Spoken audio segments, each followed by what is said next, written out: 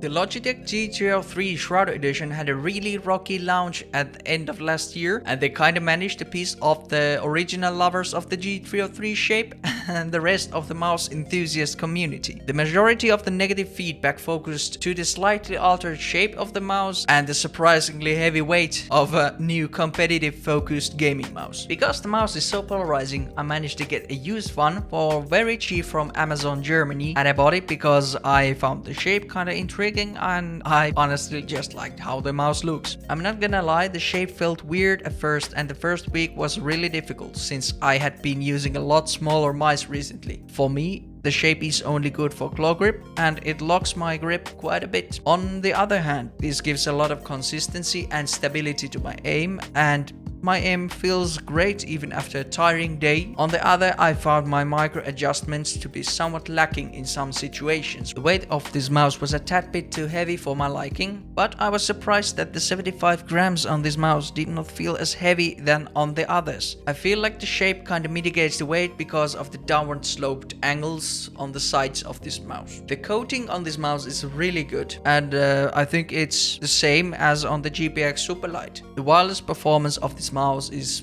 flawless. It is using the same sensor than the GPX Superlight, which is kind of the gold standard these days. Battery life on this one is a bit overkill. It is listed as 145 hours. The switches are the standard Omron 20 amps, the Chinese Omrons that Logitech loves to use, and they make this mouse feel kinda cheap and are kinda out of place with this mouse. Like any other Logitech mouse, the stock skates are really bad and belong to the trash. They are the grey ones, they are thin, they're scratchy, they don't have rounded edges. Also, the scroll wheel is a bit weird. They decided to use an optical encoder in this one, which also means that we can swap it out. It is very tactile and you can feel a weird springiness when you move your mouse. The feeling is a bit dry, I'd say. So what we needed to do was basically get the weight down a bit, replace the switches and replace the stock feed. That way we would make this mouse a lot better. From watching the legendary Bearded Bob disembowel his G303, I knew that we would get the necessary weight reduction from a very simple battery swap. And luckily I had just replaced my GPX Superlight battery with a lighter one, so I decided to use the GPX battery on this one. If you don't have a GPX battery just lying around like I did, you can use a replacement battery from AliExpress. I have listed one example in the description. You need to make sure that it has 3 pins and a JST 1.5 connector. Opening the mouse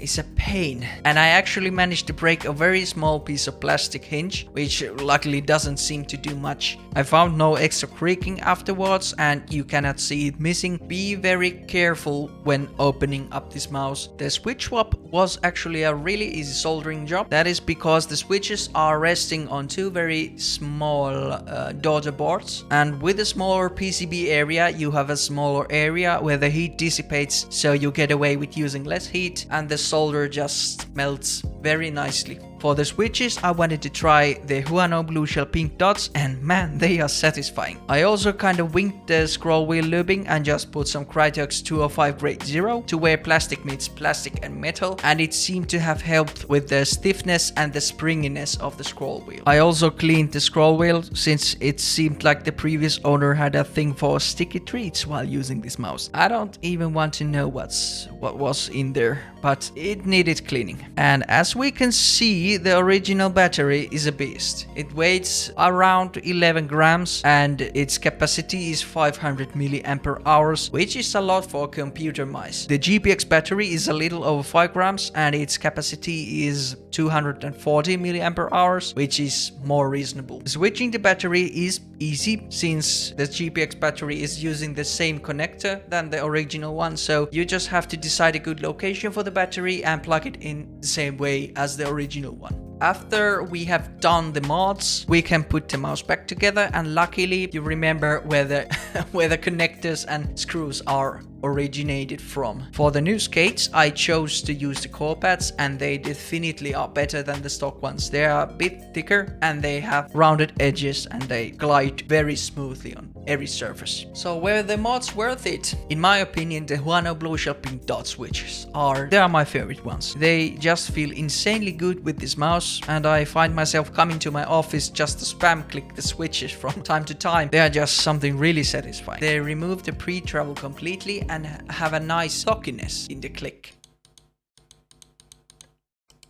Lubing the scroll wheel also reduced the springy noise of the mouse, and now the notches feel a lot smoother. The new weight of the mouse is 69 grams, and it is